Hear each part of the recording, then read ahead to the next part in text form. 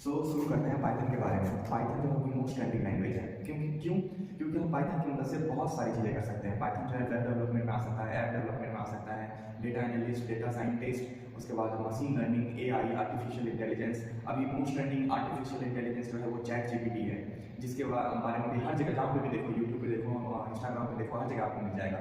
और डॉली है, ये सारे हैं जो आप कर सकते हो पाइथन की हेल्प से। तो स्टार्ट करते हैं बिना किसी देरी के। तो पाइथन में बोलते हैं डेटा टाइप। डेटा टाइप कितने होते हैं? तो ये हैं सारे डेटा टाइप पाइथन के। सबसे पहला आता है इंटीजर। अगर आपने प्रीवियसली कोई और लैंग्वेज पढ़ रखा है, जैसे कि सी या C++ या जावा, ऐसे कोई भी लैंग्वेज पढ़ रखा है, तो आपको पता होगा इंटीजर के बारे में। इंटीजर क्या करता है? ऐसे वैल्यू को स्टोर करता है जो कि इंटीजर टाइप है, मीन्स 1 2 3 4 जो जितने काउंटिंग नंबर्स होते हैं वो सारे इंटीजर में आता है। उसके बाद दूसरा डेटा टाइप होता है फ्लोट। फ्लोट क्या करता है? वो स्टोर करता है फ्लोटिंग वैल्यू को, जो वैल्यू फ्लोट हो, मींस जिसमें डिजिट आए, डेसिमल के बाद में डिजिट आए, मींस जैसे कि 7.3 4.5। ऐसे हम और सारे एग्जांपल ले सकते हैं, जैसे कि 8.5 2 3 ऐसे करके कुछ भी ले सकते हैं। ये आता है फ्लोट में। उसके बाद आता है बूलियन। बूलियन एक ऐसा डेटा टाइप है जो कि आपको दो रिजल्ट देता है। वो क्या है? एक या तो ट्रू या तो फॉल्स। कोई सेंटेंस हम बोल रहे हैं, जैसे आज दिल्ली में बारिश होगी, तो ये सेंटेंस होने की संभावना जो है वो ट्रू भी हो सकता है, फॉल्स भी हो सकता है, मतलब नहीं भी हो सकता है और हो भी सकता है। तो ऐसे कुछ केसेस होते हैं जहाँ पे हम ये बूलियन डेटा टाइप को यूज करते हैं, जो कि हमें रिजल्ट देता है ट्रू या फॉल्स। इसका हम एग्जांपल ऐसे चेक कर सकते हैं, जैसे कि कोई वेरिएबल मैंने बनाया, स्ट्रिंग बनाया मैंने। अब स्ट्रिंग के बारे में बात करें। स्ट्रिंग में मैंने कुछ नाम लिखा, hi my name is Saurabh. Hi my name is Saurabh. इसको हम चेक कर सकते हैं बूलियन की हेल्प से। बूलियन की हेल्प से हम कैसे चेक करेंगे? हम इसमें चेक करेंगे कि एज सौरभ इन कोई भी स्ट्रिंग जैसे मैंने बनाया है, तो स्ट्रिंग का नाम दे देते हैं मैंने, सपोज सी। तो अगर हम चेक करेंगे कि इस सौरभ इन सी, तो वो मुझे ट्रू या फॉल्स देगा। अगर सौरभ है इसमें तो मुझे वो ट्रू देगा, अगर सौरभ नहीं होगा उसमें तो वो मुझे फॉल्स देगा। तो ये होता है बूलियन एक्सप्रेशन। उसके बाद होता है स्ट्रिंग। स्ट्रिंग क्या होता है कि जितने भी हम कैरेक्टर्स को डबल कोट्स या सिंगल कोट्स के अंदर में लिखते हैं, या डबल कोट्स, ट्रिपल कोट्स और सिंगल कोट्स, इनके अंदर में लिखते हैं, उसको हम स्ट्रिंग कहते हैं। स्ट्रिंग का एग्जांपल मैंने अभी दिया है, जैसे मैंने ये स्ट्रिंग बनाया था, hi my name is Saurabh, तो ये स्ट्रिंग कहलाता है। उसके बाद आता है लिस्ट। लिस्ट क्या करता है?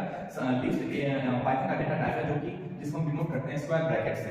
लिस्ट क्या करता है? लिस्ट के अंदर हम एक साथ में बहुत सारे डेटा को स्टोर कर सकते हैं। वो रेदर इंटीजर हो या फ्लोट हो या बूलियन हो, कुछ भी डेटा को हम लिस्ट के अंदर में स्टोर कर सकते हैं। ठीक है। उसके बाद आता है टपल।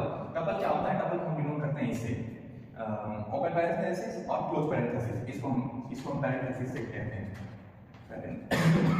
Sorry parenthesis. तो ये ओपन पैरेंथेसिस, ये क्लोज पैरेंथेसिस है। इसे हम टपल को डिनोट करते हैं। तो अब दोनों में हम डेटा स्टोर कर सकते हैं, लिस्ट की तरह और लिस्ट में भी और टपल में भी अलग अलग डेटा टाइप है। पर इसमें क्या है कि लिस्ट में जो है लिस्ट में हम लिस्ट जो होता है वो म्यूटेबल होता है।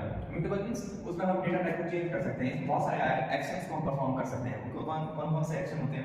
वो होता है जैसे कि अपेंड मेथड। अपेंड क्या करता है? किसी डेटा को उसके अंदर में इंसर्ट करना होता है। जैसे कि कोई वेरिएबल मैंने बनाया सी और उसमें मैंने कुछ लिस्ट डाला है, लिस्ट बनाया मैंने इसमें। अगर मुझे कोई भी डेटा टाइप उसमें इंसर्ट करना होगा तो मैं क्या करूंगा? जैसे कि कोई दूसरा वेरिएबल होना तो s = 2।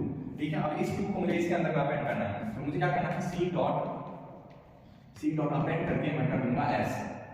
c डॉट अपेंड करके s जैसे मैंने किया तो इसमें c आ जाएगी वैल्यू 2।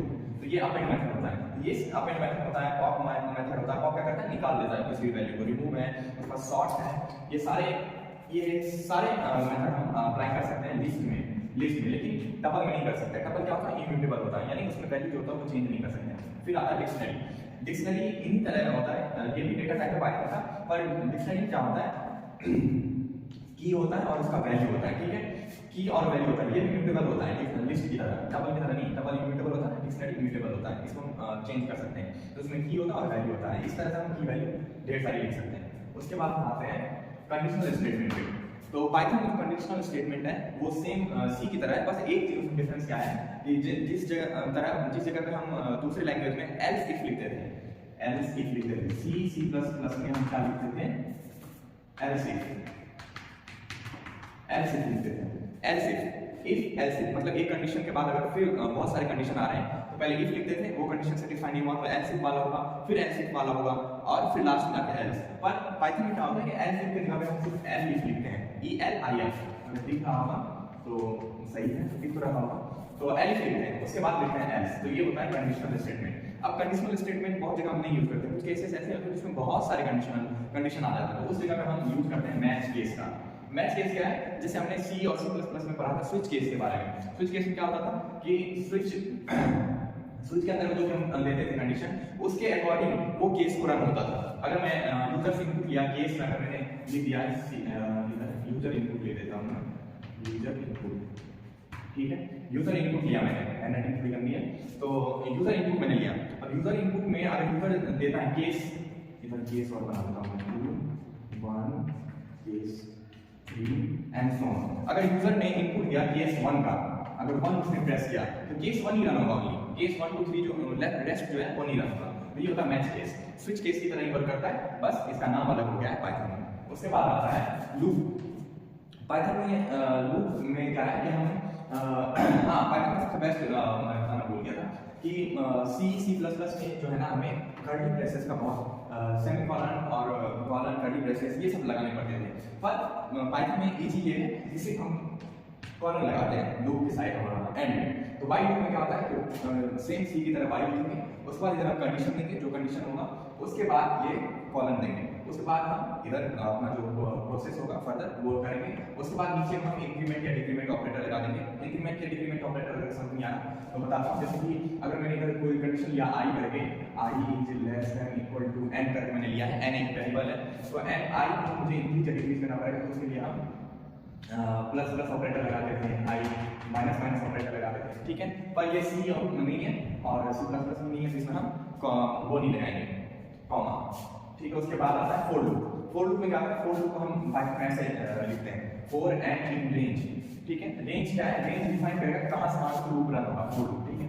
इसमें पाइथन में सबसे मेन चीज इंपॉर्टेंट क्या होता है, हमें इंडेंटेशन को फॉलो करना पड़ता है। अगर इंडेंटेशन को अगर हम फॉलो ना करें तो हमें एरर आएगा। इंडेंटेशन क्या होता है बता दूं, जैसे कि मैंने ये फोर लूप लिखा, फोर लूप के बाद जो है ना इसको मैं इधर से स्टार्ट करूंगा, कुछ भी फोर लूप के अंदर वाला लिखना है, ठीक है। अगर फोर लूप से बाहर मैं चला जाऊं, अब सबसे बड़ा डाउट स्टूडेंट को ये आएगा कि C++ में तो फोर लूप लिखते थे और ऐसे लिखते थे कंडीशन, उसके बाद ऐसे कर्ली ब्रेसेस लगा के जो भी होता था वो फोर लूप के अंदर मारा था, जो ओपन और क्लोज कर्ली ब्रेसेस के अंदर मारा, पर इसमें तो है ही नहीं, तो फिर तो वो लूप के अंदर है या बाहर है कैसे पता चलेगा, वो पता चलता है हमें इंडेंटेशन से। इंडेंटेशन क्या होता है, हम पाथ जैसे फंक्शन मैंने लिखा तो फंक्शन से दो स्पेस देके जो लिखेंगे वो इंडेंटेशन होता है। इंडेंटेशन को फॉलो करके हमें लिखना पड़ता है, नहीं तो एरर आता है।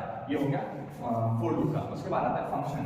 फंक्शन को कैसे हम डिफाइन करते हैं पाइथन में, वो होता है डेफ कीवर्ड यूज करके। डेफ कीवर्ड का यूज करते हैं, फिर इधर हम फंक्शन का नाम लेते हैं, फिर इधर कॉलन, उसके बाद फिर नीचे में जो हमें लिखना है वो, और ये रिटर्न स्टेटमेंट। अगर अच्छा लगा तो लाइक शेयर और सब्सक्राइब करना, बस इतना ही, और आगे बताऊंगा आने वाली वीडियो में।